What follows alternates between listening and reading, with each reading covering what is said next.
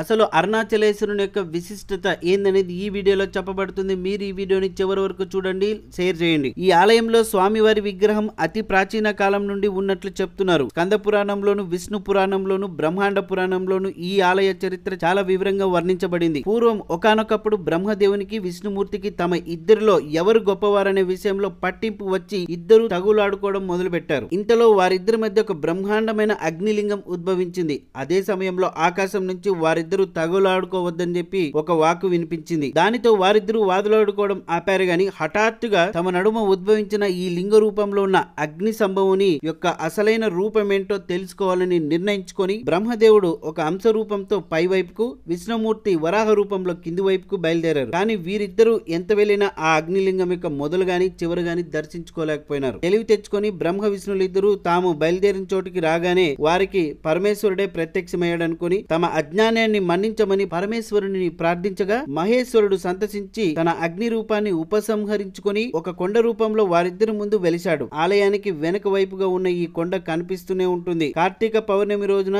ఈ ఆలయంలో గొప్ప ఉత్సవం జరుగుతుంది. కొన్ని లక్షల మంది ఈ అరుణాచలేశ్వరుని దర్శించుకుని తరిస్తారు. గౌతమ మహర్షి ఆశ్రమంలో పరమేశ్వరుని కొరకు తపస్సు చేసుకుంటూ ఉన్న పార్వతీదేవి నిష్ఠను భగ్నం చేయాలనే ఉద్దేశంతో మహిషాసురుడు అనే రాక్షసుడు రాగా పార్వతీదేవి ఉగ్రురాలై మహిషాసురుని సంహరించింది. కానీ మహిషాసురుడు గొప్ప శివభక్తుడు గనుక ఆమె పశ్చాత్తాపం చెంది కొండ శిఖరం మీద తన చేతిలోని కత్తితో ఒక దెబ్బ వేయగా అక్కడ ఒక పుష్కరిణి ఏర్పడింది. దీనిని ఖడ్గ పుష్కరిణి అంటారు. ఆమె పుష్కరిణి నీటి యందు మునిగి ఉండి కార్తీక పౌర్ణమి రోజున బయటకు వచ్చి అందరికీ దర్శనమిచ్చింది. ఇప్పుడు మహిషాసురుడు తన తలపై మోసుకొని ఉన్నట్లుగా ఒక పెద్ద జ్యోతి స్వరూపమైన లింగాకారంలో పరమేశ్వరుడు ఆమెకు దర్శనమిచ్చాడు. అందువలనే కార్తీక పౌర్ణమి రోజు ఇక్కడ గొప్ప ఉత్సవం చేయడము, పక్కనే ఉన్న కొండ మీద పెద్ద జ్యోతి వెలిగించడం జరుగుతుంది. తేజోలింగానికి అంకితమైన అరుణాచల దేవాలయం భారతదేశపు దక్షిణ భాగంలో చాలా పెద్దది. బ్రహ్మాండమైన ప్రాకారాలతో పెద్ద ద్వారంతో దేవాలయం కొండను ఆనుకొని ఉంటుంది. 1000 స్తంభముల మంటపం, సింహద్వారం పైన సుమారు 200 అడుగులు.